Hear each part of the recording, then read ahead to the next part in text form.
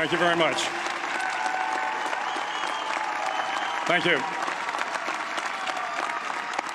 Well, thank you, President Powers, Provost Fenves, deans, members of the faculty, family and friends, and most importantly, the class of 2014. It is indeed an honor for me to be here tonight. It's been almost 37 years to the day that I graduated from UT. I remember a lot of things about that day. I remember I had a throbbing headache from a party the night before.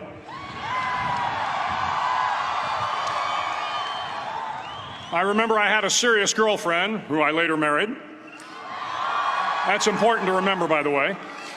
And I remember I was getting commissioned in the Navy that day. But of all the things I remember, I don't have a clue who the commencement speaker was, and I certainly don't remember anything they said. So acknowledging that fact, if I can't make this commencement speech memorable, I will at least try to make it short.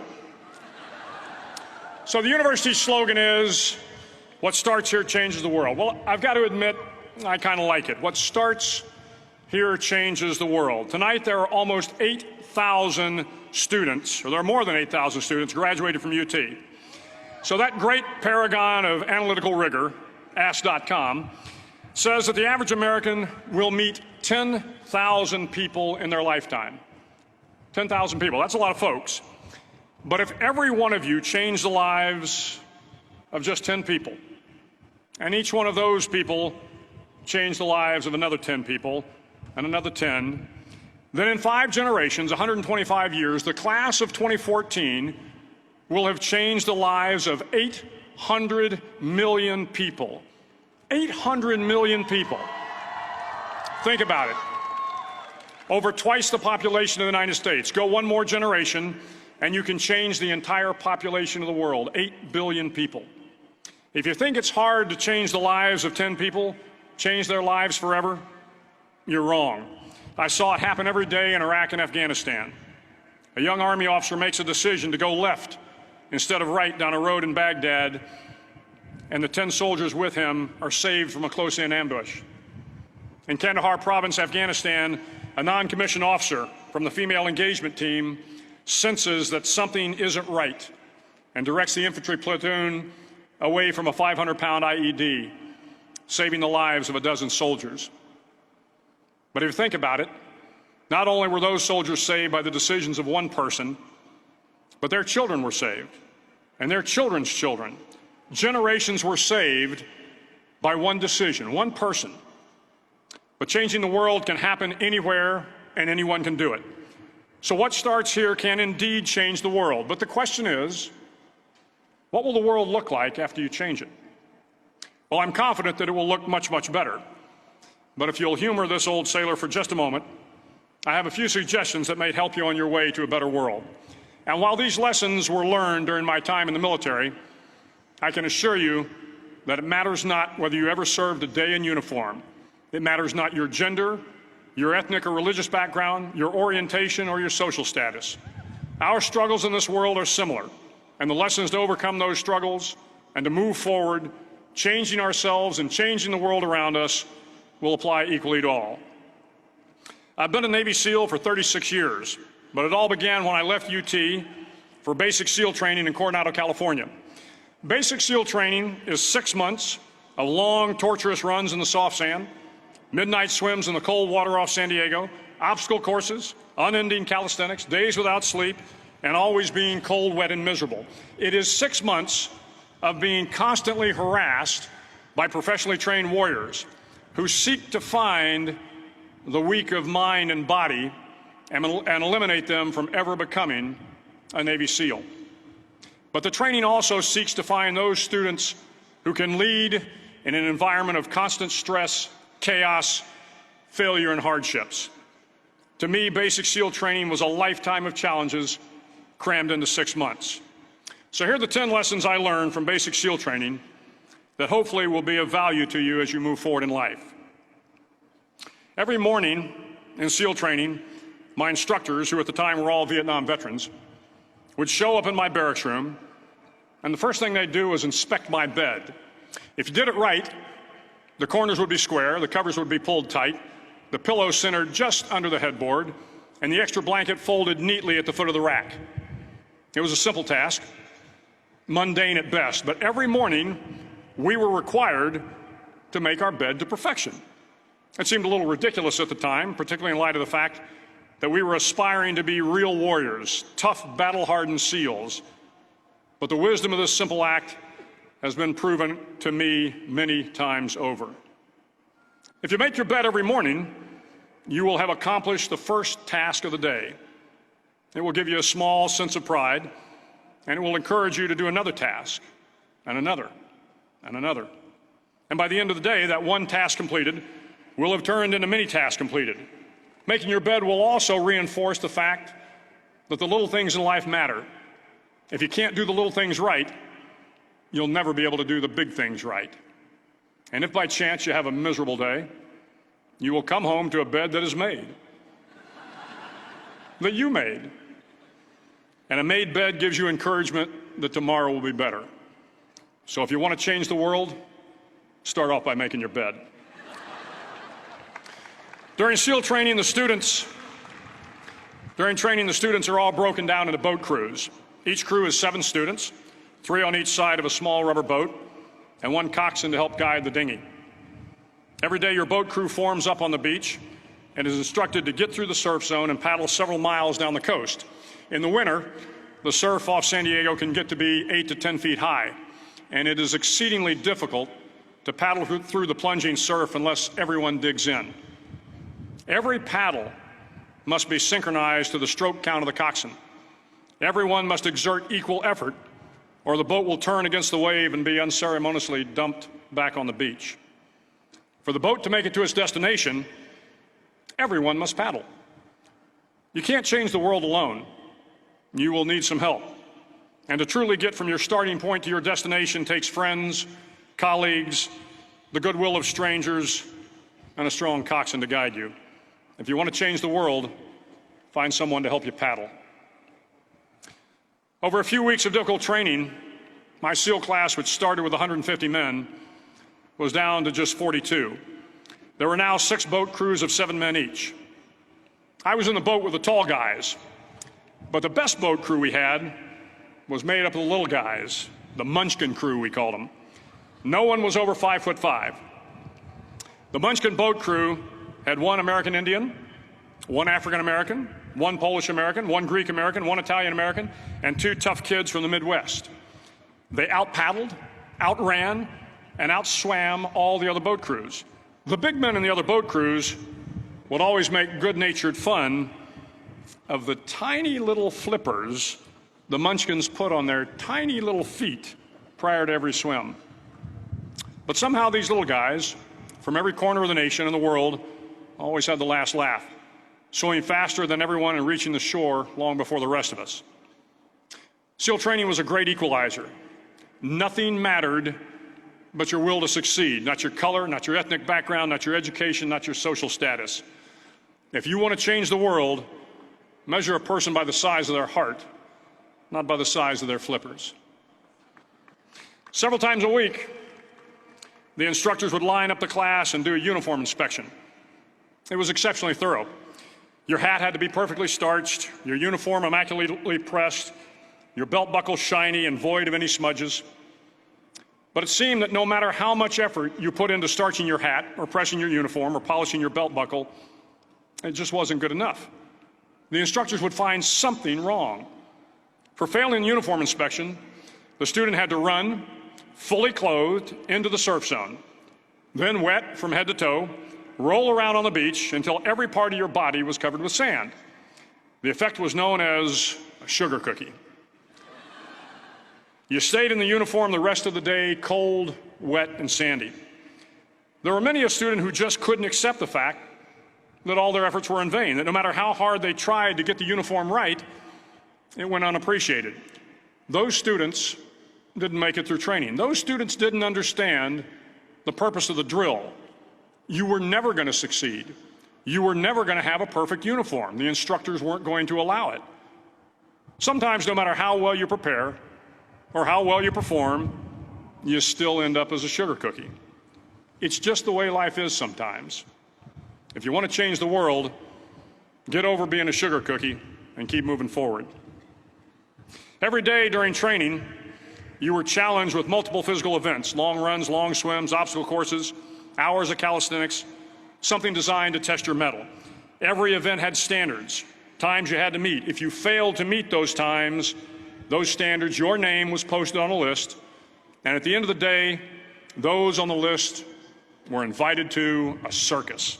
A circus was 2 hours of additional calisthenics, designed to wear you down, to break your spirit, to force you to quit. No one wanted a circus.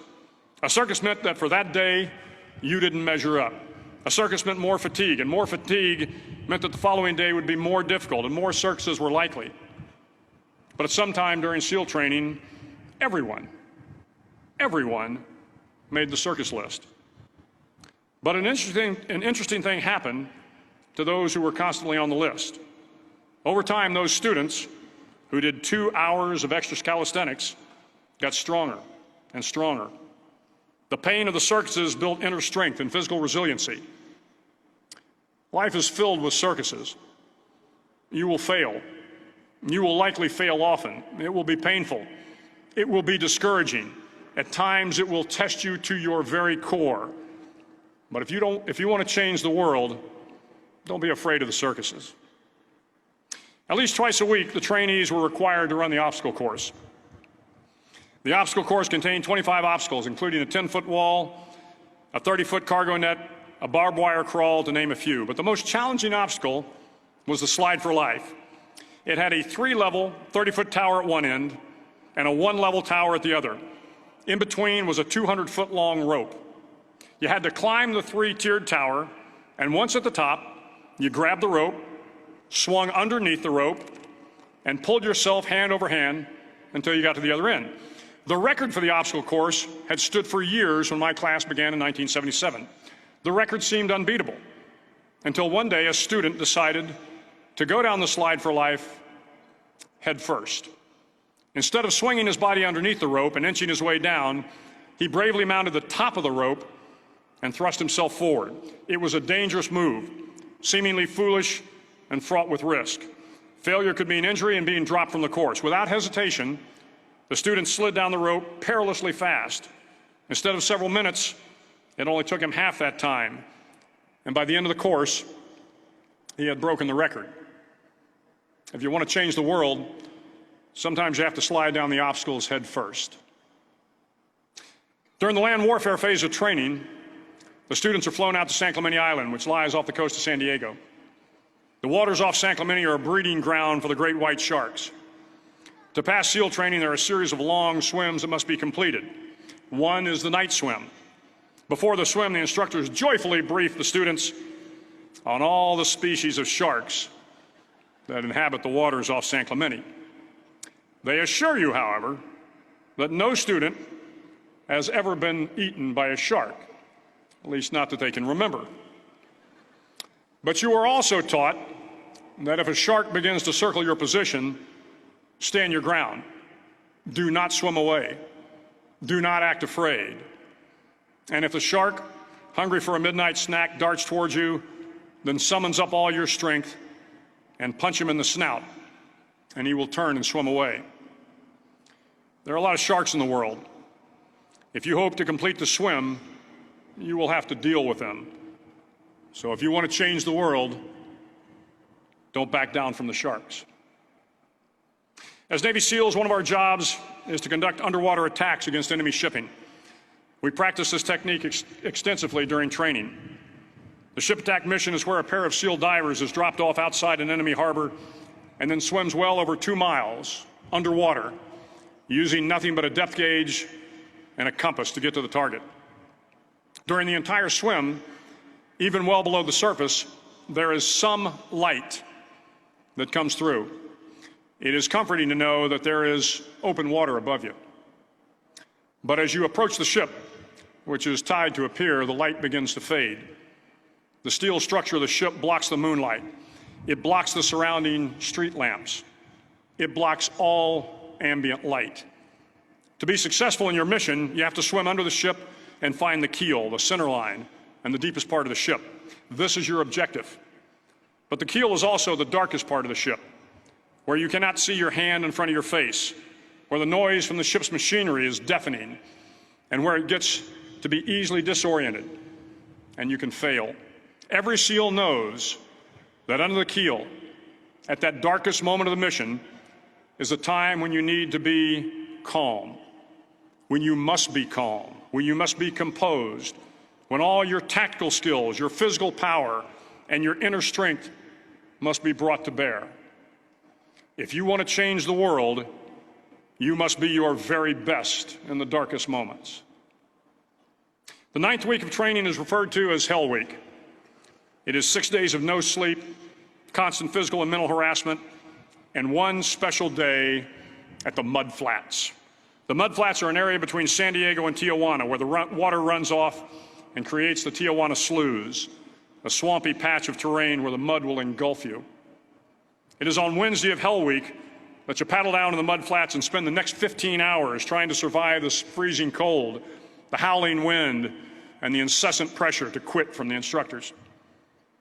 As the sun began to set that Wednesday evening, my training class, having committed some egregious infraction of the rules, was ordered into the mud. The mud consumed each man till there was nothing visible but our heads. The instructors told us we could leave the mud if only 5 men would quit.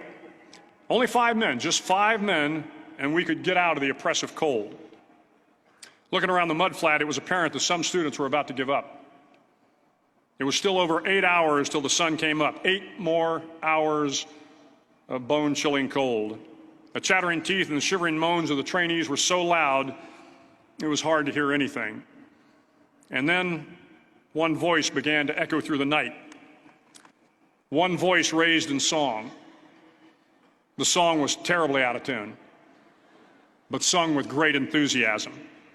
One voice became 2, and 2 became 3, and before long, everyone in the class was singing.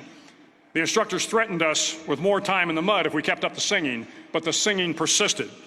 And somehow the mud seemed a little warmer, and the wind a little tamer, and the dawn not so far away. If I have learned anything in my time traveling the world, it is the power of hope. The power of one person, a Washington, a Lincoln, King, Mandela, and even a young girl from Pakistan, Malala. One person can change the world by giving people hope. So if you want to change the world, start singing when you're up to your neck in mud. Finally, in SEAL training, there's a bell.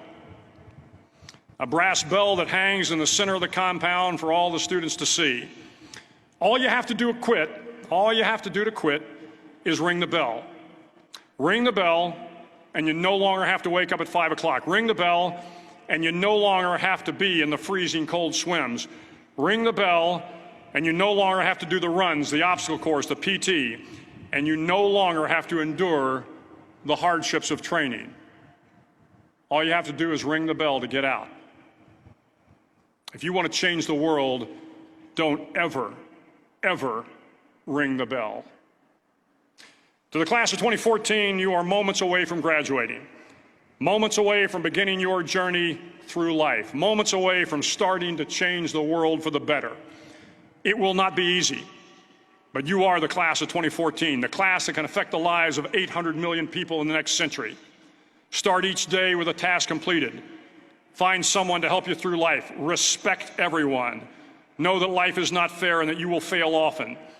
But if you take some risks, step up when the times are the toughest, face down the bullies, lift up the downtrodden, and never, ever give up. If you do these things, the next generation and the generations that follow will live in a world far better than the one we have today. And what started here will indeed have changed the world for the better. Thank you very much. Hook 'em horns.